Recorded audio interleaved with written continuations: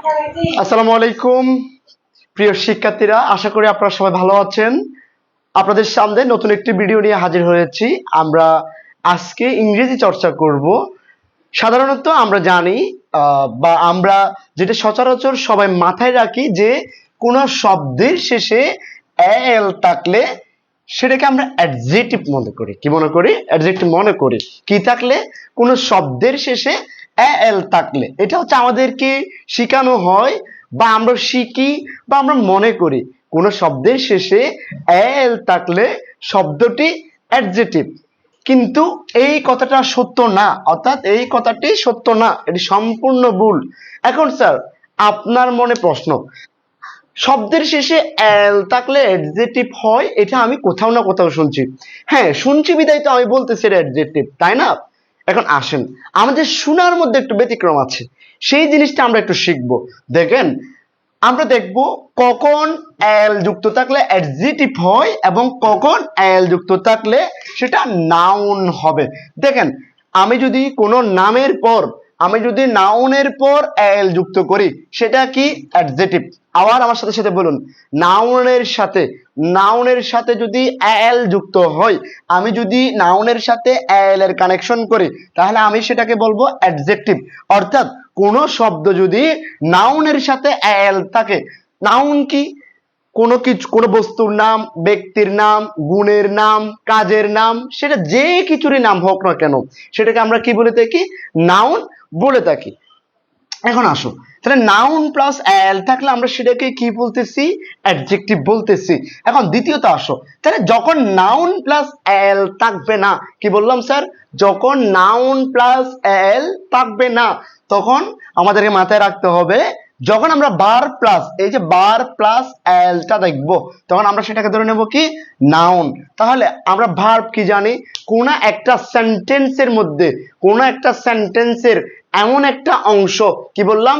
কোন সেন্টেন্সের এমন একটা অংশ যেটা কাজ করা বোঝায়, ক্রিয়াকে নির্দেশিত করে। কাকে নির্দেশিত করে? ক্রিয়াকে নির্দেশিত করে। তাকে আমরা কি বলবো? তাকে আমরা বলবো ভার্ব। নাউন কাকে বলেছিলাম? ব্যক্তির নাম, বস্তুর নাম, কাজের নাম, গুণের নাম ইত্যাদি, এক কথায় নাম প্রকাশ করলে সেটাকে আমরা নাউন বলবো। নাউনের অনেক নাউন নিয়ে যদি পড়াশোনা করতে চাই অনেক লম্বা পড়াশোনা আছে, আমরা সেদিকে যাচ্ছি না। এরপর দেখো ভার্ব। এই যে ভার্ব কাকে বললাম? কোন একটা সেন্টেন্সের অথবা কোনো বাক্যের এমন একটা অংশ যেটা ওই বাক্যের ক্রিয়াকে নির্দেশিত করে, তাকে আমরা কি বলবো? ভার্ব বলবো। তাহলে ভার্ব প্লাস এল থাকলে সেটাকে আমরা কি বলতেছি? নাউন বলতেছি। ভার্ব প্লাস এল থাকলে সেটা কি? নাউন। এখন আসো আমরা এক্সাম্পলে যাব, উদাহরণগুলো প্র্যাকটিস করলে আমরা বুঝতে পারবো। প্রিয় শিক্ষার্থীরা দেখো, আমরা দেখতে পাচ্ছি ন্যাশনাল। এই যে ন্যাশনাল, আমরা এখানে জানি কি ন্যাশনাল এই ওয়ার্ডটা, এটার সাথে কি আছে? এল যুক্ত আছে। এখন আমাকে জানতে হবে স্যার ন্যাশনালটা কি অ্যাডজেক্টিভ নাকি নাউন? এখন আমরা ট্রিক ফলো করব। স্যার ন্যাশনাল ওয়ার্ডটা এসেছে কোত্থেকে? আমরা জানি সেটা এসেছে নেশন থেকে। কোথা থেকে এসেছে? নেশন থেকে, অর্থাৎ জাতি থেকে এসেছে। তাহলে এই নেশন একটা কি? একটা জাতির নাম, একটা নাম বোঝাচ্ছে। তাহলে এটা একটা কি? নাউন। তাহলে আমরা নাউন প্লাস এল না, এই যে দেখো নাউন প্লাস এল, তাহলে আমরা কি জানি? নাউন প্লাস এল মানে এটা হচ্ছে অ্যাডজেক্টিভ। অ্যাডজেক্টিভ, বুঝতে পেরেছো? এরপর দেখো প্রপোজাল, প্রস্তাব দেওয়া। প্রপোজাল মানে কি? প্রপোজাল, আমি আপনাকে প্রস্তাব দিলাম। এখন দেখুন এই যে প্রপোজাল, এই প্রপোজাল শব্দটার শেষে কি আছে? এল আছে। কি আছে স্যার? এল আছে। দেখো প্রপোজালের শেষে কি আছে? এই এল আছে। এখন আমার আগের ওয়ার্ডটা কি? প্রপোজ, অর্থাৎ প্রস্তাব। এখন প্রস্তাব দিয়া, তুমি কাউকে প্রস্তাব দিয়া, এটা একটা কাজ বুঝাইছে না?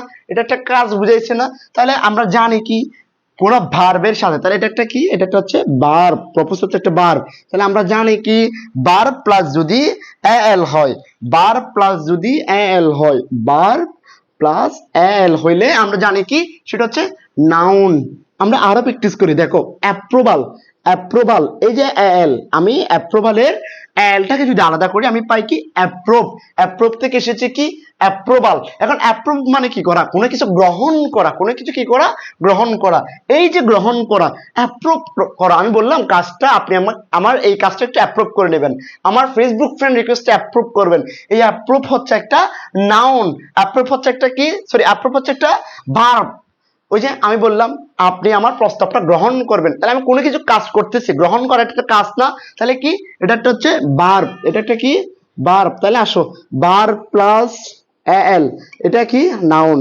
আমরা এই দুটো ট্রিক্সের মাধ্যমে আমরা অ্যাডজেক্টিভ অথবা নাউন এল থাকলে কি হবে আমরা সেটা নির্ণয় করব। এরপর দেখেন এই যে কালচারাল, এটা আমরা দেখতে পাচ্ছি কালচারাল, এই কালচারাল থেকে আমরা নির্ণয় করব এটা কি ভার্ব, সরি এটা কি নাউন নাকি অ্যাডজেক্টিভ, এই দুটো থেকে আমরা নির্ণয় করব। দেখো কালচারালের শেষে কি আছে এল আছে, এখন এর আগে শব্দটা কি কালচার, সংস্কৃতি, সংস্কৃতিটা কি এটা একটা নাম, তাহলে আমি এটা কার সাথে যুক্ত করতেছি, আমি জানি নাউন প্লাস যদি এল হয়, নাউন প্লাস যদি এল হয় তাহলে এটা কি এই এতটুকু পর্যন্ত হচ্ছে নাউন, তাহলে এটা কি এল, তাহলে যুক্ত করো নাউন প্লাস এল, তাহলে এটা আমরা জানি কি নাউন প্লাস এল হলে সেটা অ্যাডজেক্টিভ, সেটা কি অ্যাডজেক্টিভ। প্রিয় শিক্ষার্থীরা, তাহলে আমরা এখন থেকে আর এই দুটা বিষয় এক করে ফেলবো না, কখন আমরা অ্যাডজেক্টিভ বলবো কখন নাউন বলবো, অর্থাৎ কোন শব্দের শেষে যদি এল থাকে, ভার্বের সাথে এল থাকলে সেটা হচ্ছে নাউন, আর আমি যদি নাউনের সাথে এল যুক্ত করি সেটা হচ্ছে অ্যাডজেক্টিভ। আমাদের পেজটা ফলো দিয়ে রাখবে এবং YouTube channel Omais tutorial SSC and HSC, এবং আমাদের ফেসবুক পেজে অবশ্যই তোমার ফ্রেন্ডদেরকে ইনভাইট করে দেবে, এবং ভিডিওটি সুন্দর লাগলে একটা কমেন্ট করবা। ধন্যবাদ, সবাই ভালো থাকবেন। আসসালামু আলাইকুম ওয়া রাহমাতুল্লাহ।